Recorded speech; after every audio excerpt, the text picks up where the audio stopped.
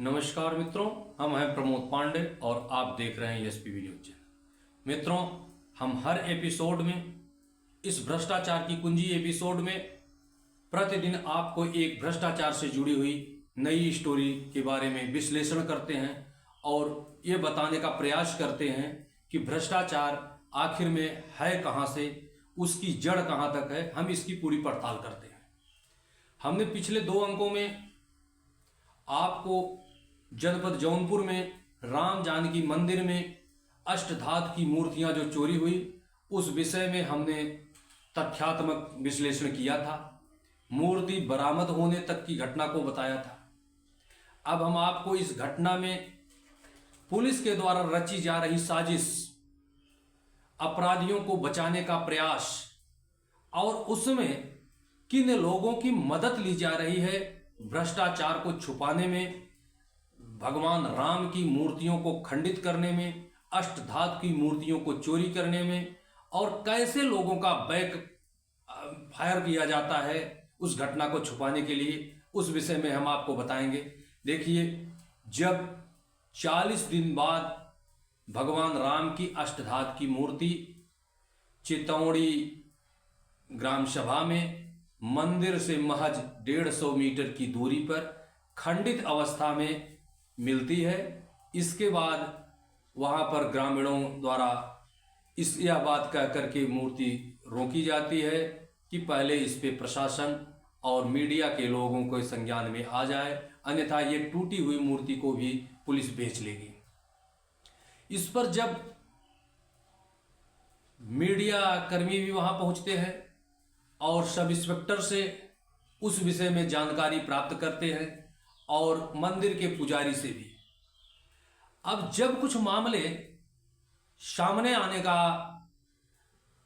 अंदेशा होता है तो उसमें कुछ लोग कवर फायर करते हुए बीच में ही मीडिया कर्मियों के बीच में आकर के शोर करते हुए वास्तविक तथ्य को छुपाकर गलत संदर्भ को प्रस्तुत करने और ऐसा वीडियो बनाकर सोशल मीडिया पे वायरल करने का प्रयास करते हैं।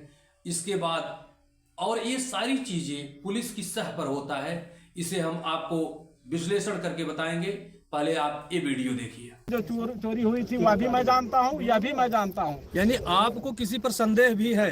संदेह है उनके बाद से। भाई, अगर तुम जानते हो इसके पूर्व 2 बार जो चोरी। एक मिनट देखिए, हमारे पुजारी महाराज ये कह रहे हैं कि जो गांव के प्रधान है उनके द्वारा नहीं, ये गलत बात है। क्योंकि अगर तीसरी बार ये मूर्ति अगर चोरी हुई, इनको कलेक्टर सोचना देना चाहिए, जिला अधिकारी देना चाहिए। दिए हैं। नहीं दिए, ये गलत बात है। मैं यही कह रहा हूँ पुजारी महाराज, आप गलत मत बोलिए। क्योंकि हमारा ही निवेदन है, ये अष्टधातु की मूर्ति है जिसकी कीमत 1.25 करोड़ की है।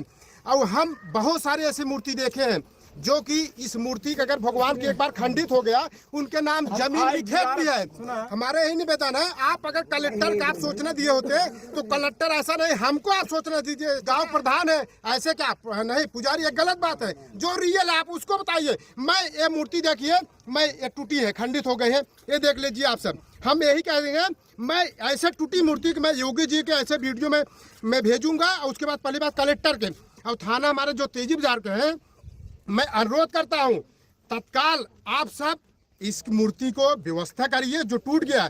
और इस भगवान का नाम जमीन भी है, जायदाद है, उनका बोवार है, खिलार है, सबके छे। महाराज आप झूठ मत, जो न्याय है आप कलेक्टर सूचना दिए हैं। आपके पास कुछ पर्ची है? क्या है ना? तो कलेक्टर आप कुछ सूचना नहीं दिए? नहीं कुछ नहीं। क्यों नहीं दिए? अभी तक आप कलेक्टर बोले होते अष्टधातु की मूर्ति है, लिखित दिए हैं भाई। ये नहीं, आप बोले होते इनकी एक बार कोर्ट से छुट्टी थी मूर्ति, बिल्कुल छुट्टी थी ना, फिर कलेक्टर साहब बोले कि इनका अच्छा व्यवस्था करवाइए। भाई उस समय हम पुजारी संरक्षक नहीं थे। इनके नाम खेत है ना? बिल्कुल है। गिरवी धर के इनका व्यवस्था करवाए होते आप? भाई गिरवी धर क्यों नहीं करवाए? ये गलत बात है। इसके पहले अगर इनकी जमीन है, इनके नाम इनके लिए है तो आप इनको जमीन इनके नाम करवाइए। नहीं थे, इसके पहले हम पुजारी नहीं थे। क्यों? आइए, इसके पूर्व महाराज कहाँ गए? आइए आप, इसको आइए सामने। 2 बार जो चोरी हुई थी उस समय आप बताइए। हम कह रहे हैं अगर इनके नाम प्रॉपर्टी है, इनके सुरक्षा के लिए आप बेच दीजिए। इनको मंदिर बनवाइए, क्यों नहीं बनवा रहे हैं? सुरक्षित तो होना चाहिए। और बोल रहे हैं कि इस गांव के प्रधान गलत है। इस गांव प्रधान गलत नहीं है, अच्छे हैं, हमारे ही निवेदन है। देखिए पुजारी महाराज इस भगवान के तोड़ के खंडित कर दिए। जमीन जायदाद क्या करेंगे लेके? मैं कलेक्टर के सोचना दूंगा। मेरी बात सुनिए, बताइए, मेरी बात अब ये भगवान मिलेंगे? रिकॉर्डिंग है ये भगवान मिलेंगे? जमीन तो फिर आ जाएगा। बोलिए, मेरी बात सुनिए। आप बोलिए सर, आप बोलिए। मेरी बात सुनिए। जो जमीन बचा हुआ है, जो जमीन बचा हुआ है वो भगवान के, अगर इनके सुरक्षा नहीं हम मंदिर जमीन बेची नहीं जाती, मंदिर के जमीन बेची नहीं जाती। मिट्टी वगैरह वहाँ पर 5-6 लाख की मिट्टी बिछी, वहाँ सीसीटीवी कैमरा इन्वर्टर बैटरा नहीं लग सकता था। थी वही निकाली इनके कार्यकाल में बेची गई। इनके कार्यकाल में 5-6 लाख की मिट्टी बेची गई। मंदिर के बताइए सीसीटीवी कोई तीसरा व्यक्ति कलेक्टर आकर जो कलेक्टर नहीं सुनता 8 बजे पुजारी आता था, दोपहर को 2 बजे वहाँ पे भोग लगता था। ये कौन सी बात है? इस गांव के भगवान के नाम जमीन जायदाद भी है, हम करेंगे डीएम से इसका सुरक्षा किया जाए। सर ये इसलिए ये मजाक बन चुके हैं। 1 बार हुआ, 2 बार हुआ, 3 बार हुआ, मजाक बना दिए हैं। ऐसे हैं, बताइए, गलत बात सुन लीजिए। इसकी निष्पक्ष जांच होनी चाहिए, इसकी कार्रवाई होनी चाहिए। कलेक्टर पास ऐसे मूर्ति लेकर चले जाइए, कलेक्टर सस्पेंड कर देंगे। चलिए हम चल रहे हैं। मौके पे आप 1.5 फीट की जो है चलिए, कलेक्टर की इतने नीचे आप कहाँ कोई जा सकता है? पत्रकार जी है, राजेंद्र चाचा भी है ना, एसआई साहब भी मौके पे थे, अमरजीत यादव जांच की जाए। कहे हैं इसमें चढ़ा बढ़ा के कुछ न बढ़ाया, इसमें चढ़ा बढ़ा के कुछ न बढ़ाया जाए, मामला एकदम निष्पक्ष तरीके से। ये प्रकरण 21 जनवरी 2025 का है, जब मूर्ति चोरी होती है। मंदिर का पुजारी पुलिस को सूचना देता है, मौके पर 112 नंबर और यशो तेजी बाजार लक्ष्मण विक्रम सिंह मौके पर पहुंचते हैं।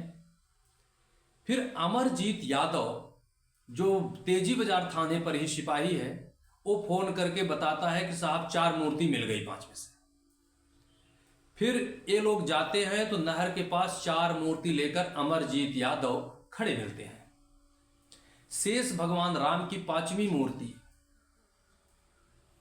जिस पर मंदिर के पुजारी ने लगभग दर्जनों बार पुलिस अधीक्षक, वरिष्ठ पुलिस अधिकारियों, मुख्यमंत्री और जिलाधिकारी को पत्र दे करके जांच की मांग, एफआईआर दर्ज करने की मांग, फॉरेंसिक टीम द्वारा जांच करने की मांग और खोजी कुत्ते की मदद लेने की मांग करता रहा, लेकिन पुलिस द्वारा कोई कार्रवाई नहीं की गई। उल्टे मंदिर के पुजारी को ही परेशान किया गया, जिससे क्षुब्ध होकर के मंदिर के पुजारी ने कई बार प्रार्थना पत्र दे करके नार्को टेस्ट करने और विधिक परीक्षण करने की बात किए, लेकिन पुलिस द्वारा इस पर कोई कार्रवाई नहीं की गई। मूर्ति मंदिर से महज 100 मीटर की दूरी पर 40 दिन बाद मिलती है, लेकिन फिर भी खोजी कुत्ते या किसी तकनीकी सहायता को नहीं लिया गया, जिससे कि मामला प्रकाश में आए। और जब थानाध्यक्ष का भी तबादला हुआ, कप्तान साहब का, और ऊपर से अधिकारियों का दबाव पड़ा, नए थाना अध्यक्ष इस पर गंभीर लगे, तो मूर्ति को वहां से 100 मीटर दूर पर रख दिया गया। और शिवबदन यादव जो सब इंस्पेक्टर हैं, 40 दिन से विवेचना कर रहे हैं, एफआईआर तक दर्ज नहीं होने दे रहे हैं। वे मूर्ति को अकेले लेने के लिए जाते हैं और वहां का जो दृश्य हमने पिछले अंक में भी आपको दिखाया था, अब भी दिखाएंगे। इसके बाद उसको थाने पर ले आकर के उसको वीडियो बनवा करके सोशल मीडिया पर वायरल करवा रहे हैं और ये बता रहे हैं कि बड़ी मुस्तैदी से मूर्ति को बरामद हो गया।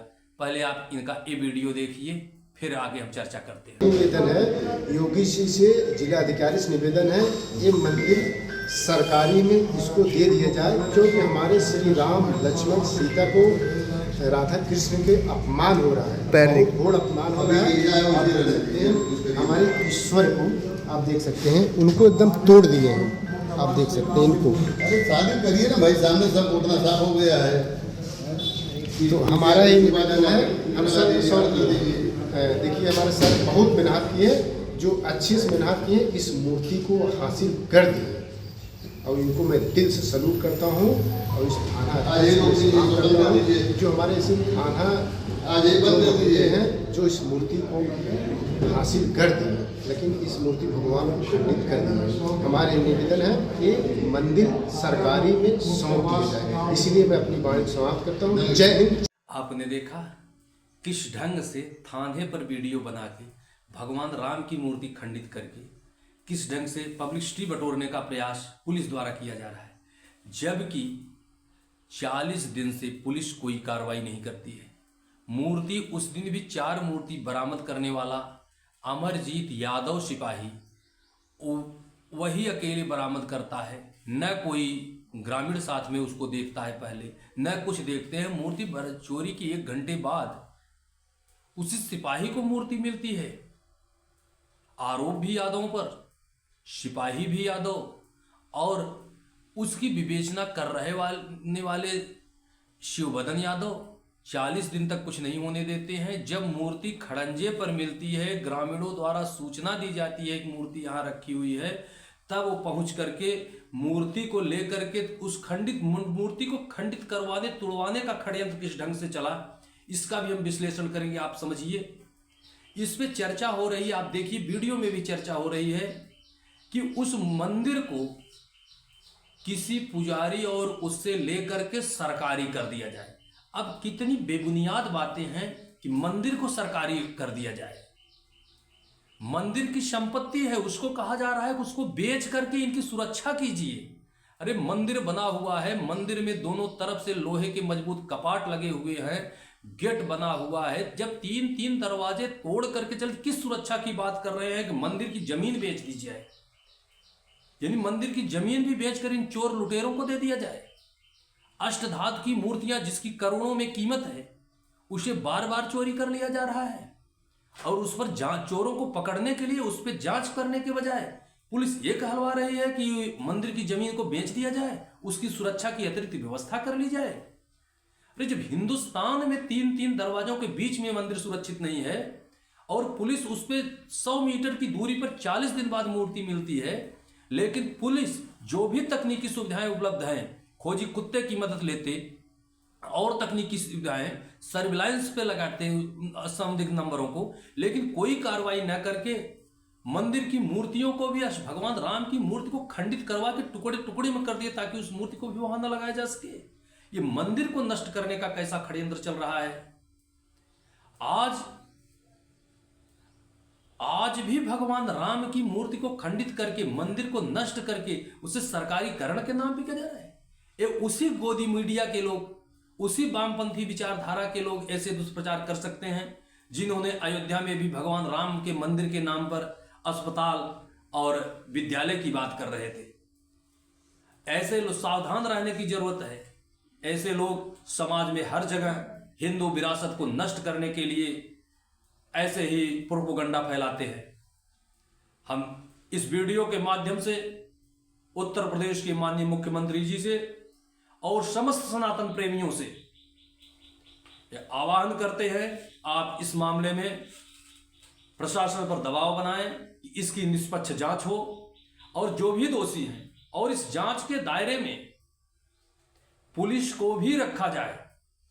अमरजीत यादव जिन्होंने 4 मूर्तियां बरामद किया बिना किसी अन्य के, वो भी रात के अकेले में, जैसे चोरों से उनकी रिश्तेदारी हो कि चोरों ने ले आके मूर्तियां दे दिया, लीजिए दीवान जी इसको पहुंचा दीजिए, अब हम नहीं ले जा पा रहे हैं, या 40 दिन तक उसको छिपा के रखे, उस पर कोई न खोजी कुत्ते की मदद करना, न उस पर जो ताले पर निशान लगे हैं, चोट के निशान है, उस पर फारेंसिक जांच करवाए बिना 40 दिन बाद जब मूर्ति मिलती है तो फर्जी वीडियो बनवा करके स्वयं की पीठ थपथपाने का प्रयास जो पुलिस कर रहे हैं, ऐसे सब इंस्पेक्टर शिवबदन यादव को भी जांच के दायरे में रखा जाना चाहिए। ये सनातन का अपमान है, हिंदुत्व का अपमान है, एक सभ्य समाज का अपमान है। इसमें निष्पक्ष जांच होना चाहिए। अब इस ढंग से वीडियो में पुजारी पे आरोप ले, आपने कहीं प्रार्थना पत्र नहीं दिया, आप प्रार्थना पत्र देते तो डीएम को सस्पेंड कर दिया जाता, डीएम सस्पेंड हो जाता है। अरे इस ढंग की अनर्गल बातें पब्लिक को लुभाने के लिए तो हो सकती हैं, लेकिन सच्चाई को नहीं दबाया जा सकता। खुद ये कहा जाए हमको आप दीजिए, हम डीएम को सस्पेंड करवा देंगे। जरा अपने स्तर और अपने गिरेबान में भी समझ झांक करके ऐसे स्टेटमेंट को देने चाहिए। जब मीडिया कर्मी सच्चाई को जानने का प्रयास कर रहे हों, ऐसे समय में पुलिस की सपोर्ट से बैकफायर करने के लिए कवर फायर दिया जाए, ये चीजें बिल्कुल विधिविरुद्ध है और इसकी भी निष्पक्ष जांच होनी चाहिए। आज के इस अंक में इतना ही। अगले अंक में फिर हम एक नए एपिसोड के साथ आपके साथ मिलेंगे। तब तक के लिए जय हिंद, जय मां भारत।